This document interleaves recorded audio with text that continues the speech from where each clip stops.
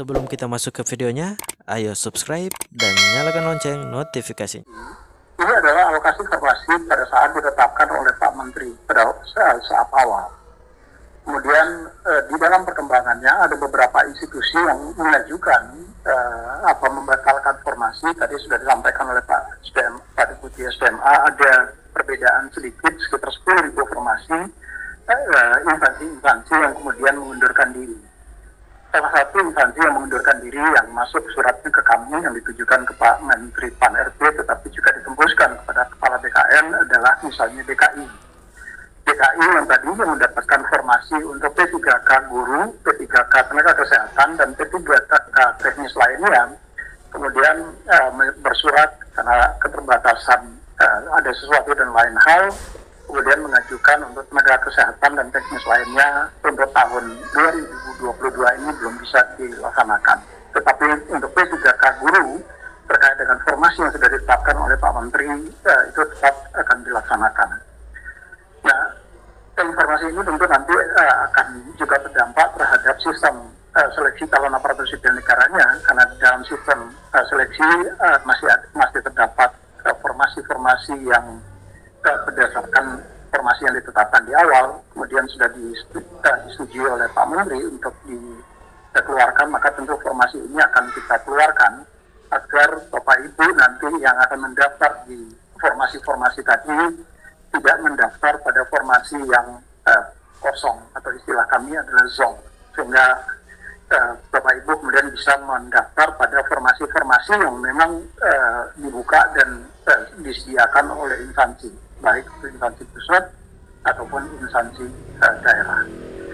Nah, kalau kita berbicara terkait dengan mekanisme atau tahapan di dalam pengadaan pegawai pemerintah perjanjian kerja ini sebagaimana diatur di dalam PP 49 2018, mulai dari mekanisme perencanaan, kemudian dilakukan pengumuman lowongan, nanti ke depan, beberapa waktu ke depan akan dilakukan pengumuman terkait dengan lowongan apa saja yang akan dilakukan, yang akan dibuka.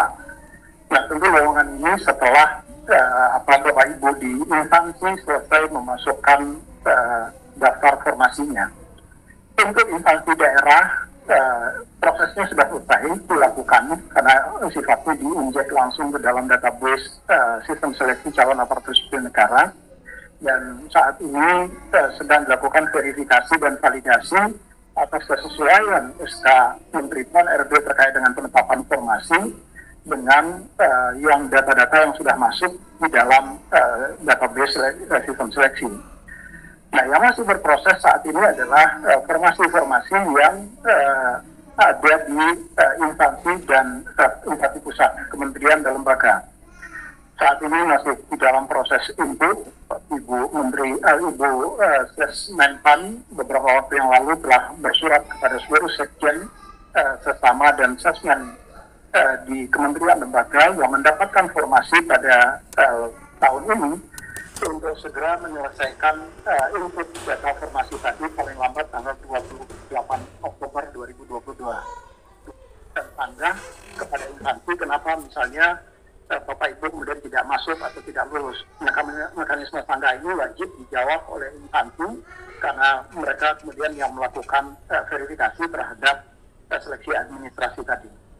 Setelah masa tanggal lewat waktunya, maka akan diumumkan hasil orang-orang yang lulus seleksi administrasi, kemudian BKN maupun teman-teman di Kementerian Dikbud menyusun jadwal untuk pelaksanaan seleksinya. Setelah kita umumkan jadwalnya, dilakukan seleksi, dan hasil seleksi juga setiap hari dengan menggunakan instruksi yang disiapkan oleh teman-teman di Badan Cyber dan Sandi Negara, disampaikan menggunakan API service ke sistem pengolahan nilai. Nah, setelah dilakukan pengolahan nilai baru diumumkan hasil seleksinya sebelum sanggah. Setelah dilakukan pengumuman hasil seleksi, kemudian dibuka kembali Perwira Stasiun bekerjasama dengan teman-teman di Perwira, dan Perwira sudah menyediakan beberapa provider untuk memudahkan Bapak Ibu bisa membeli materai untuk dicantumkan di dalam formulir lamaran Bapak Ibu. Dan nempel di dalam sistemnya. Nah, kalau begitu memang karena Bapak Ibu menggunakan materai palsu.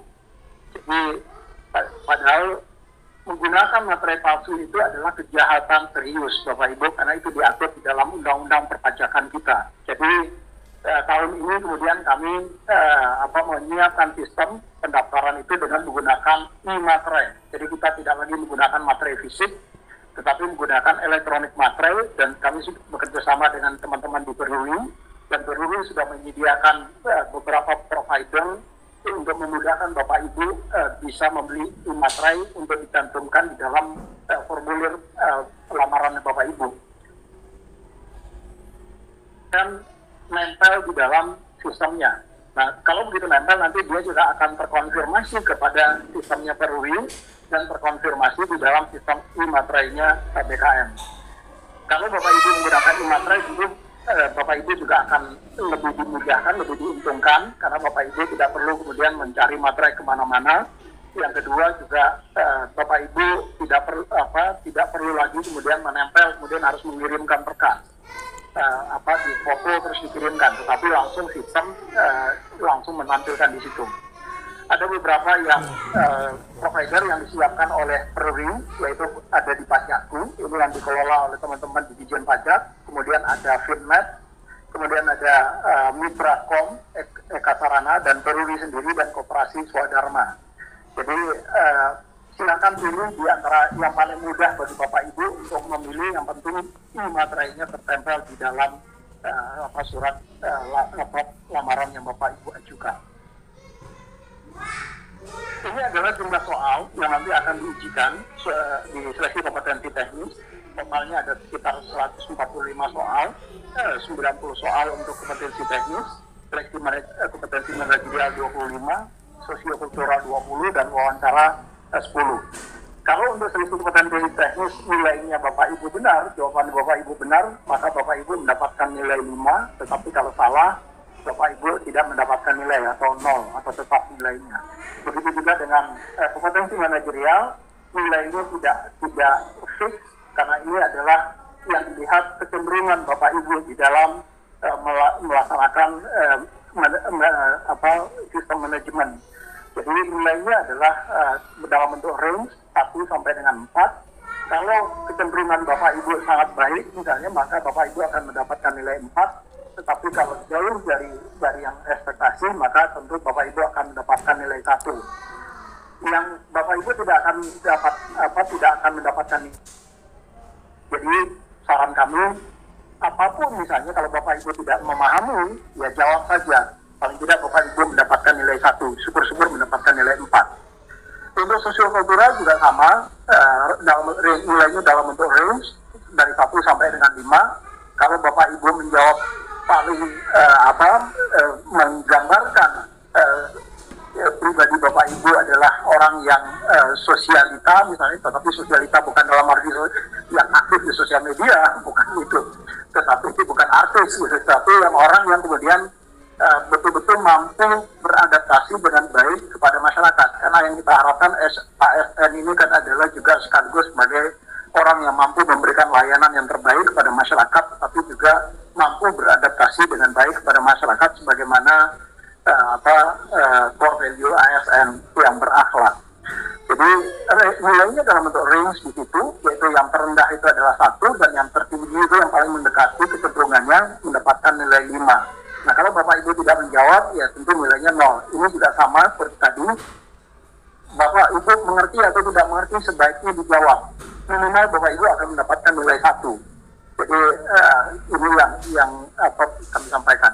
Untuk wawancara juga sama, karena wawancara itu tidak bisa dengan hitam putih. Jadi orang hanya bisa melihat kecenderungan, maka juga ada nilai range-nya di situ. Kalau kecenderungannya sangat baik, sesuai dengan ekspektasi yang diharapkan oleh pemerintah, maka tentu akan mendapatkan nilai maksimal yaitu 4, tapi karena kalau ekspektasinya jauh dari yang diharapkan oleh pemerintah, maka nilainya adalah 1 di situ. Nah, bagi teman-teman yang disabilitas ataupun yang formasi umum, itu ada perbedaan waktu. Jadi untuk yang untuk disabilitas, itu waktunya untuk di seleksi kompetensi teknis, manajerial, dan sosiokultural itu waktunya dialokasikan 150 menit, sementara kalau yang umum itu 120 menit. Begitu juga dengan wawancara, yang umum 10 menit dan yang disabilitas, teman-teman yang disabilitas itu sebanyak 15 menit. Sehingga secara keseluruhan waktu yang dialokasikan untuk seleksi ini bagi yang umum itu selama 130 menit dan teman-teman yang mengalami ada gangguan disabilitas itu waktunya sebanyak 165 menit. Ini adalah ancar-ancar jadwal seleksi yang kalau kita semua konsisten, apa tadi kami sampaikan, teman-teman kementerian lembaga bisa menyelesaikan input formasi pada besok sesuai dengan surat Ibu Sesmenpan, di mana batas waktu itu adalah besok. Karena setelah dilakukan, Bapak Ibu melakukan input formasi, maka BKN akan segera melakukan verifikasi terhadap informasi yang Bapak Ibu input dan mencocokkan dengan keputusan Menteri Pan RB. Nah, kalau ini kita bisa lakukan secara konsisten dalam waktu pengumuman itu, pembukaan seleksi ini bisa kita lakukan di tanggal 31 Desember dan kita akan bisa menyelesaikan seleksi terkait dengan bibit data nakes misalnya, itu diharapkan bisa diselesaikan seleksinya pada tanggal 13 Desember. Saya sebetulnya masih meminta ke Pak Kapus untuk waktunya agak dipendekkan lagi, karena tadi ada pertanggungjawaban anggaran yang harus masuk ke Kementerian Keuangan pada tanggal 12 Desember. Jadi mungkin ini yang perlu waktunya memang menjadi sangat ketat dalam konteks sekarang ini. Karena biasanya kita melaksanakan seleksi itu di bulan-bulan Oktober. Ya, jadi kalau bulan Oktober itu akan sangat leluasa bagi kita untuk bisa menyelenggarakan di beberapa titik lokasi. Nah, untuk yang guru nanti menggunakan sistem UNBK, jadwalnya nanti tentu saja akan menyesuaikan dengan jadwal yang sudah ditetapkan nanti akan ditetapkan oleh Pantolnas. Dan untuk teknis lainnya ini nanti akan ada periode-periode di dalam masa tanggah, karena ini terbuka seleksinya, maka kemungkinan besar paling cepat bisa kita lakukan ada nanti di tahun depan. Tetapi mekanisme pendaftaran pelamarannya bisa dilakukan pada tahun ini dan seleksi administrasinya bisa kita selesaikan pada tahun ini. Titik lokasi yang akan digunakan untuk titik lokasi seleksi yang akan kita gunakan untuk tenaga kesehatan itu ada di 102 titik lokasi ujian, 36 titik lokasi BKN, 12 titik lokasi mandiri BKN, 36 titik lokasi yang disediakan di POPS yang disediakan oleh teman-teman di Kemenkes, dan ada 15 titik lokasi mandiri yang teman-teman bisa menggunakan titik lokasi mandiri supaya pergerakan orang pegawai Bapak Ibu tidak terlalu jauh ke titik lokasi yang disediakan oleh pemerintah. Sementara nanti yang kami juga berharap itu juga akan kita gunakan titik lokasi yang diharapkan nanti juga bisa mendapat tunjangan dari teman-teman di Kemenkes. Nah, kami sudah mendapatkan rekomendasi